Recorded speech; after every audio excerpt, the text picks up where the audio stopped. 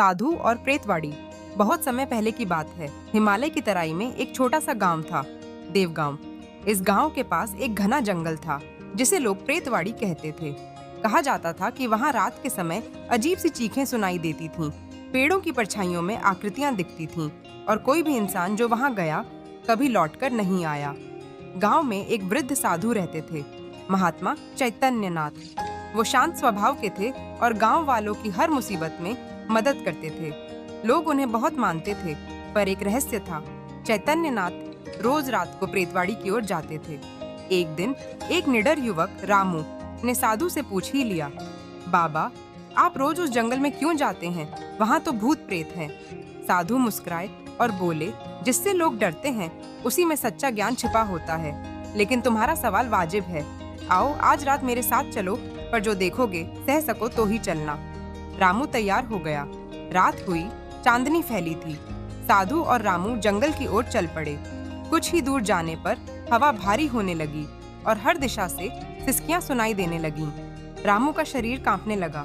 तभी सामने एक बूढ़ा पीपल का पेड़ दिखाई दिया, जिसकी जड़ें बाहर निकली हुई थीं। साधु ने वहां रुककर मंत्र पढ़ा और एक दीपक जलाया। दीपक जलते ही जमीन कांपने लगी और एक भयावह काया सामने प्रकट हुई, एक बुरी आत्मा। रामू चिल्लाया, भूत, बाबा बचाओ। साधु शांत रहे और बोले, यह भैरव है, इस जंगल का प्रेत जो वर्षों से मुक्त नहीं हो सका। भैरव की आंखों में आंसू थे। वह गुर्राते हुए बोला, मुझे श्राप मिला था, जब तक कोई मुझे माफ नहीं करेगा और मेरा अपराध सुनेगा, मैं मुक्त नहीं हो सकता। बाबा ही मेरी आखिरी उम्मीद है। साधु बोले, तो कहो भैरव, तुम्हारी कहानी क्या है? भैरव की आवाज धीमी हो गई। मैं कभी इसी गांव का रक्षक था, एक साधु। पर एक दिन एक अमीर व्यापारी ने मेरी शरण मांगी। मैंने उसे शरण दी, लेकिन वो एक डाकू निकला जिसने गांव वालों को लूटा। लोग मुझे दोषी मान बैठे और मुझे पीट पीट कर मार डाला। मरते वक्त मेरे दिल में बदले की आग जल उठी और मैं प्रेत बन गया। रामू की आंखें भर आईं। इतनी बड़ी सजा, बिना दोष के। साधु बोले, मुक्ति का रास्ता क्षमा से होकर गुजरता है। रामू, क्या तुम गांव वालों की तरफ से भैरव को माफ कर सकते हो?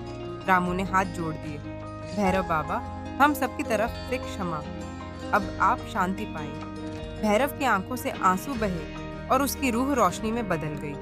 पूरा जंगल जैसे हल्का हो गया।